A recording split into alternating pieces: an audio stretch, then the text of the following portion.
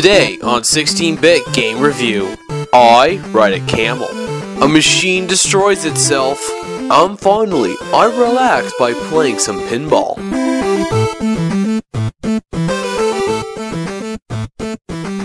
Hello and welcome. Now, back in the year 2008, I got my first PlayStation 3. Or when I say I mean my brother. And when he bought it, he got himself 3 games. Metal Gear Solid 4, Guns of the Patriots, because it was a gritty, hardcore shooter. Fracture, because it looked like a gritty, first-person shooter. And LittleBigPlanet, because they're just giving it away for free. We didn't know what this game series was until we actually played it. And then I realized how bloody good of a game it was. It was the best platformer I ever played. It had some of the best music, etc. So, I was always looking for the next game. When E3 2009 hit, I had my pants blown off when I heard that there were going to be a sequel to it.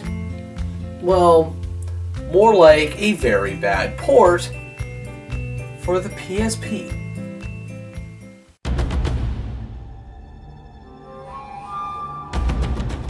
Yes, there was. It was announced during E3 of 09. And at that point, I was getting into the gaming culture, and I was extremely hyped for this game. However, I didn't know what they needed to cut out in order for the game to run on a PSP.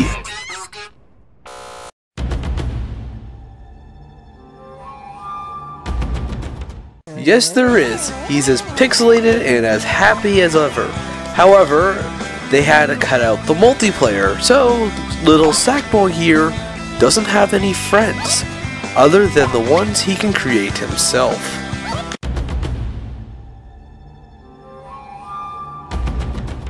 The gameplay is good, however they had to change it from the PS3 version.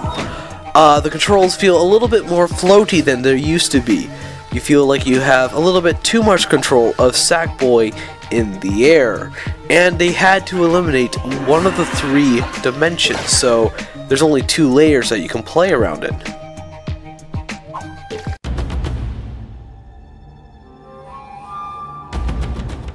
The controls for Sackboy are ripped right out of LittleBigPlanet for the PS3. The only difference is Sackboy can no longer have direct control over his hands, because there's no shoulder buttons or a second analog stick for you to do so. They make up for this by making Sackboy have a wide range of actions correlating with the type of emotion he is.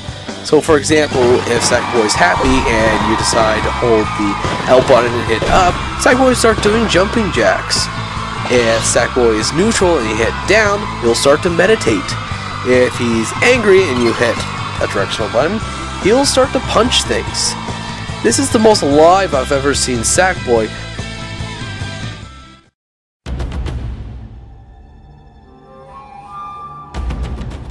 This is another thing they had to kind of cut out. There is online in the sense that you can share levels. However, since there is no multiplayer, you cannot go and play with other Sack people. So you can only play with their levels and their creations, which isn't so bad. But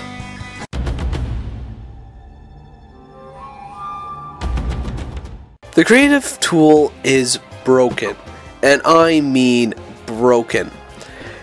Pistons won't work at times. Your entire stage can become corrupt if you do the wrong thing. And if you're transferring from a PSP, you may not be able to access the level because not all the DLC is available for you to go and use. So if, let's say, you actually paid money to have the Turbo Kit, you can't access it on the PS Vita. Fun! As well as the kit's limited. You don't have as many tools to play with. You're stuck in an X or Y coordinate system, and you only have access to squares and circles. You still have access to the LittleBigPlanet Logic Kit, which includes sensors and triggers and switches and buttons, but you're never going to know if something's going to break all of a sudden, or if for some random reason your walking tank decides to go and do backflips and 360s, eventually squishes you in between its own platings.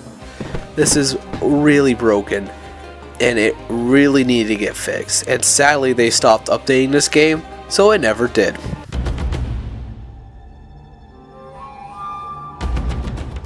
With a whole lot of luck and a whole lot of finger crossing and saving every 3 seconds, yeah, that's another issue I forgot to mention. I've had my game completely crash on me. So, tip if you're actually making levels, save every time you finish something. But after a little bit of divine intervention and your game not breaking, you can make levels, which are fun. I made a Space Invaders type game, and I was making a Pac-Man type game, and it almost worked until the game deleted itself twice.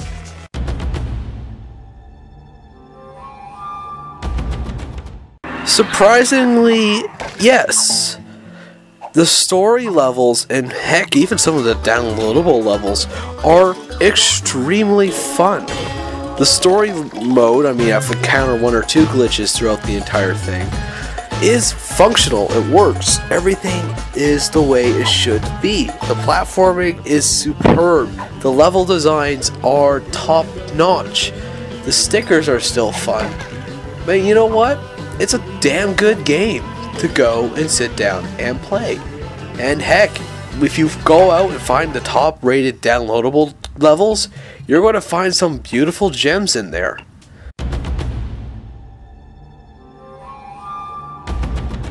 And to top it all off, the music is some of the best I've heard in the series.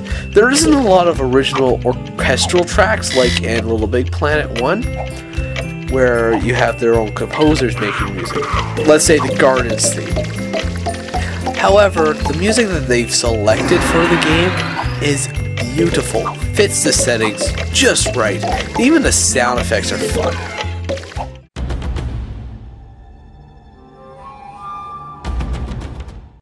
If you want to go and play the story levels, if you go and play the high-rated downloadable levels, and if you stay away from the creative toolkit, you will have a fun time with LittleBigPlanet. In fact, it's worth the price. I think it's about $20 on the PSN, so it's not much, especially for a LittleBigPlanet game. But there are better options out there. I know the original LittleBigPlanet is a lot cheaper than this. LittleBigPlanet 2 is a lot more complex and much more entertaining than this. And if you're looking for a LittleBigPlanet on the go, LittleBigPlanet for the Vita is probably the best LittleBigPlanet game ever made.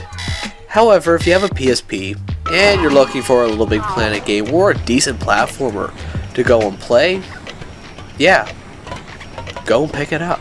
It's worth it. Anyways, thank you guys for watching. If you want to see some of our other videos, please click the annotations below. As well, it'll be a great deal of help if you like and subscribe to us on YouTube. It gives us encouragement to do more stuff. Anyways, thank you for watching.